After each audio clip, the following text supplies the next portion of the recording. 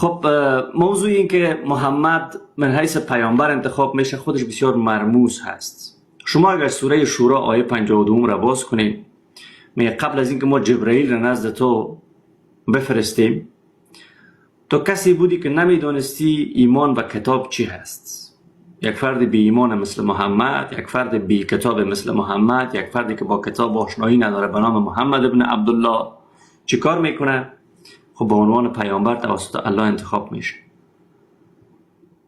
اگر الله افرادی را انتخاب میکرد که واقعا حداقل خواندن و نوشتن بلد میبودن، اون زمان ما میگفتیم بله حداقل انتخابش انتخاب یک آدمی بوده که حداقل میدونسته کتاب چیست، ایمانش را کنار میگذاریم. البته که ایمان رکن اساسی است در اسلام، اما این ایمانش را ما کنار میگذاریم. خب موضوع این که محمد را انتخاب میکنه یک موضوع کاملا اگر عامیانه بگویم کودکانه هست، که برای کودکان هم بگویم که در یک جای آمده یک فردی مثل محمد را به عنوان فرستاده خودش انتخاب کرده الله که چیکار کنه؟ خب بیاید دین الله را برای ما بیاره. در کجا؟ در کتاب به نام قرآن. اولا نیازمند بودن الله زیر سوال میره. این که نیازمند نیست اقرار میکنه، من صمد هستم. خب صمد هست، یک موجودی که به خود صمد میگه آیا نمیتونست خودش مستقیم بیاید با بنده های خود، از طریق قلب بنده های خود با بنده های خود در ارتباط باشه و نیاز به این مسئله نباشه که یک فرد بی ایمان را که در غارها پنهان میشد و مشکلات اساسی داشت و بار بار زیر حمله و تجاوز دیگران قرار گرفته بود پیامبر خود تعیین کنه. حالا اگر شما متوجه شوین در زمان محمد شعرا و ادبای زیادی بودن که میتونست محمد اونها رو انتخاب کنه، بسیار زیاد بودن. افرادی که واقعا بخصوص همین کسی را به نام ابو جهل میگن، هشام ابن عبدالملک. خب اگر ابو جهل را انتخاب میکرد که کنیه اصلیش ابو حکم هست، یعنی پدر حکمت، پدر دانایی، کمی موجه‌تر می بود. چرا؟ چون انسانی بود که در اونجا شناخت داشت، انسانی بود که دستش به غارت و دزدی آلوده نبود، انسانی بود که سیاست داشت، انسانی بود که در قوم خودش ارزش خاص داشت. البته او هم از قریش بود، او هم قریشی بود. اگر هدف الله این بود که باید از قریش انتخاب کنه، خب بهترین گزینه برای انتخاب به جای اینکه محمد بی سواد و بی ایمان و بی کتاب را انتخاب کنه، خب یک فرد با سواد را حداقل انتخاب میکرد. بعد مسلمانان هم یک مولکشی دارن، میگه او را بی سواد به خاطر انتخاب کرده که باز بعد اون را سواد بده و شما باور کنید. به همین دلیل بی سواد انتخابش کرده. چی دلیل موجهی برای ما؟ بعد از سوادش هم چی؟ محمد یک اثر داره، دو خط درستی را که محمد به بشریت بیان کرده شما بفرمایید برای ما بگید. یک مسئله را که موجه ساخته باشه و موجه بودن در ذات اون موضوع باشه که محمد او را فرموده یا ابراز کرده، برای ما بیان دوستان مسلمان بیان کنه. ازش میپرسن تب چی است؟ میگن به خاطر آتش جهنم است. حالا ما تب داریم، حرارت بدن ما بالا رفته. ازش میپرسن چی است؟ میگه به خاطر آتش جهنم است، با آب سردش کنید. ازش میپرسن که عادت ماهیانه زنان چی است؟ خب چی میگه؟ دردی است برای زنان. نه بابا جان، نگفتن دردش را که خودشون هم میدونستن دیگه. اونا از تو پرسیدن که چی است، چرا میآید، علتش چیست؟ خب حداقل باید میگفتی به خاطر ازی است که فلان بهمان. دو تا دلیل موجه. وقتی ازش میپرسن آسمان و زمین چگونه است، خب خورشید سجده میکنه، خورشید میره در پشت پس اونجا شبانه سجده میکنه، پس روز دوباره برمیگرده میاد جای خودش. ازش وقتی میپرسن در مورد مسائل متفاوت، در مورد روح بگو، میگه الله گفته که اندکی در مورد روح شما میدونین، من نمیگم براتون.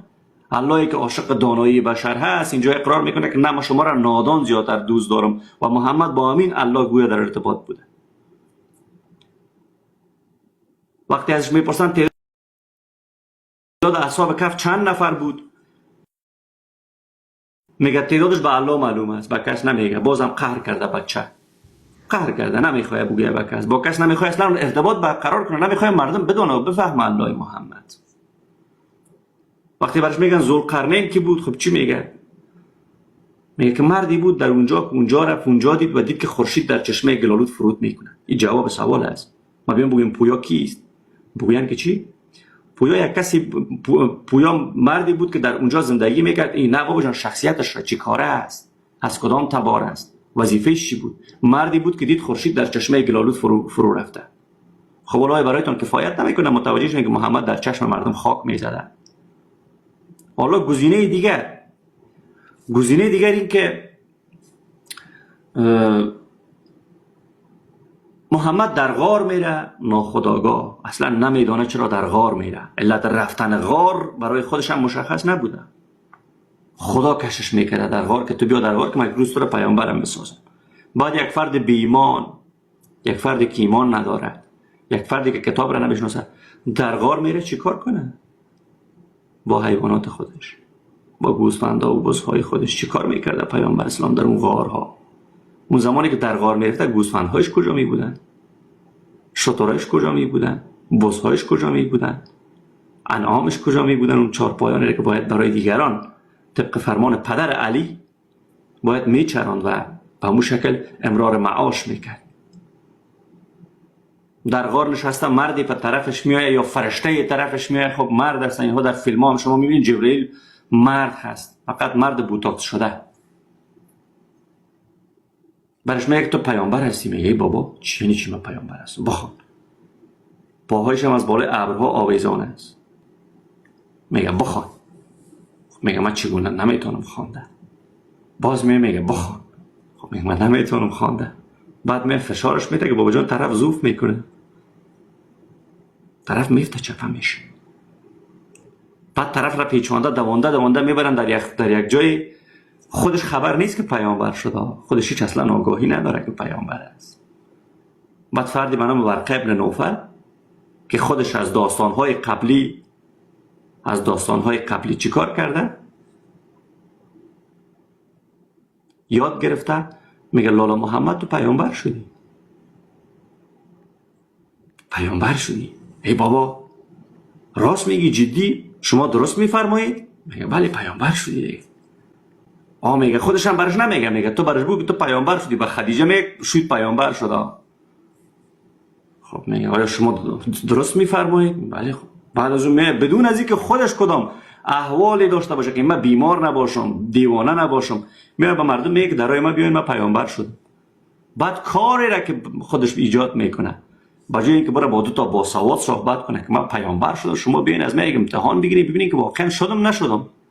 بجای از اینکه بره با حکمای زمان خودش صحبت کنه، نه میره 4 تا دزد گرد خود جمع میکنه و همین دزدان را تربیت میکنه کاروانای اجدادش را بزنه، از پدران خودش را بزنه. ابوذر غفاری کی بود؟ کاروان قریش را میزد. خود محمد که نمیتونست کاروان قریش را بزنه. یک سوال